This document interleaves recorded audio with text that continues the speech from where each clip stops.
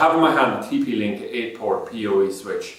It's a 1 gigabit switch, so it'll support 100 meg of network capacity on it, and it's available with free delivery directly from freetv.ie. So the significance of the fact that it's PoE means that it can support powered devices. So a typical example of this would be a device that's giving both data and taking power would be an IP camera. So what you're trying to do is try to power the entire thing from a centralized location. So the hub is providing this here. So what would happen is, if we just rotate this around here, if we look on the back of this, we'll see there's a total of 8 ports. But the first 4 ports, port 1 to 4, is actually marked PoE. So it's sort of a hybrid to that extent, that the ports 5 to 8 are like a standard switch, where they're simply taking in data directly.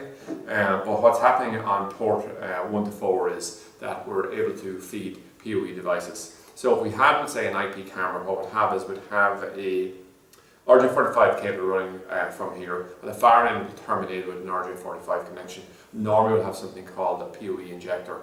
What will happen is it'll take the RJ45 as an input, and it'll have an output as an RJ45 connection, and it'll have a power connection to power the camera directly itself. So what do we get in the box? Well, we get this unit here, okay, and it has little light indications and light. Oh yeah, actually all the light indications, this one are on the front itself. Often it has it on the port on the back here. We'll have the power connection which will be here. The power unit itself is quite unusual, because normally you'd expect something like this to be about 12 volt or so, and what you have in this case is 48 volt and 1.25 amp, so 60 watt output. And the reason it is that it's trying to support the PoE switches on it itself. It's a 3-pin plug, and it's one of those type of clover connections that goes directly into it. Okay, so the full kit is provided in it. Then you have just a few notes on it here as well, and we have a little bag here with 4 little sticky pads, and it just means we can come along and actually just stick down this unit directly into the position where we want it. Let me just see it here. Yeah, that's it. So you do this little pad thing here to stick directly onto it here. So that's it. The alternative to using something like this would be to go for a cheaper version. When you want to look cheaper, you can go 2 ways. You can either go for a smaller switch, you can go for a switch with less capacity in terms of 100 meg instead of 1000 meg, or if you wanted to go for a switch that had no PoE switching on it at all, they're obviously much cheaper. So this product here is it's a good seller, but it's more niche than we'll say the other things. But it's a growing part of the market simply because PoE solutions are becoming more and more common. And these particular products here are TP-Link is just the best you can get on the market there.